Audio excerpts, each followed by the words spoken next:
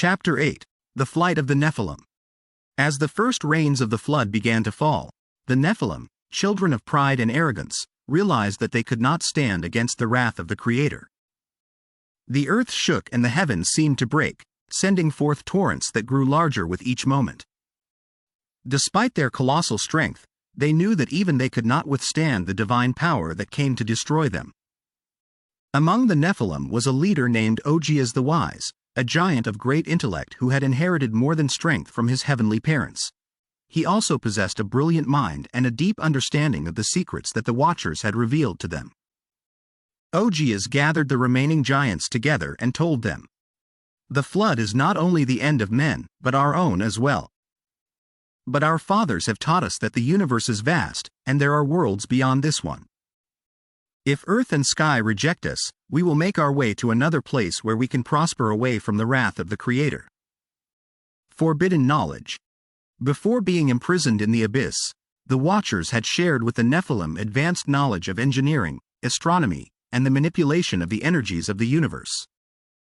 They had taught the giants to build devices that harnessed the power of the stars and the elements. Among these artifacts were portals, which could open paths to other dimensions or distant planets. Ogias and the surviving Nephilim began to work quickly.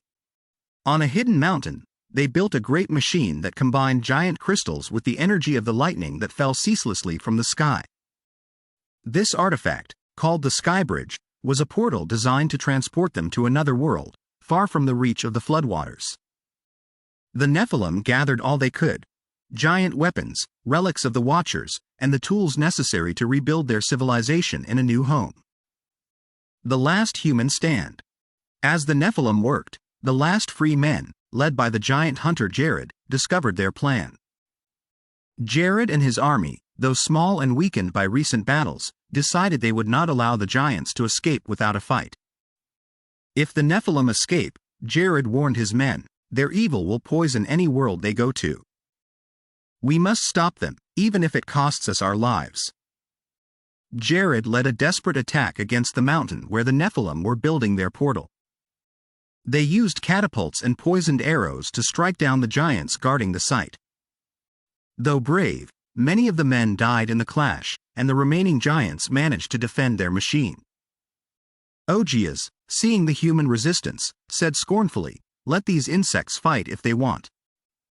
We will transcend this mortal land and leave their misery behind." The portal opens. Finally, the machine was activated. A gigantic bolt of lightning struck the crystals, and the sky split in a whirlwind of light and energy. A glowing portal appeared, showing an unknown landscape, a world filled with golden mountains and rivers of light, a place where the Nephilim believed they could rule as gods.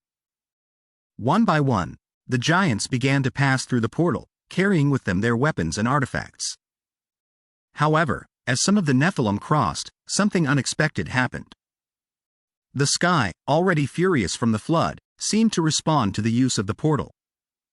A great bolt of lightning struck directly upon the machine, destroying it and closing the portal before all the giants could escape. The Nephilim's division. The destruction of the portal left the Nephilim divided. Some had managed to cross over to the other world, while others were trapped on Earth, doomed to face the flood. Most who stayed were swept away by the waters, their spirits trapped in the world as wandering shadows. The Nephilim who managed to escape, however, found a completely different world. Though it seemed like a paradise at first, they soon discovered that they were not alone. This new world was inhabited by ancient and powerful creatures who did not easily submit to the rule of the giants. Here, the Nephilim faced a new battle for survival, this time against unknown beings. The legacy of the giants. On Earth, the surviving humans of the flood remembered the Nephilim as legends, stories of giants who had tried to escape God's wrath. Their remains, buried beneath the mud of the flood, became giant skeletons. Unknown to them, some of the giants managed to escape into underground caverns deep in the earth where there were pockets of air that did not flood completely. This gave way to the continuation of the giants.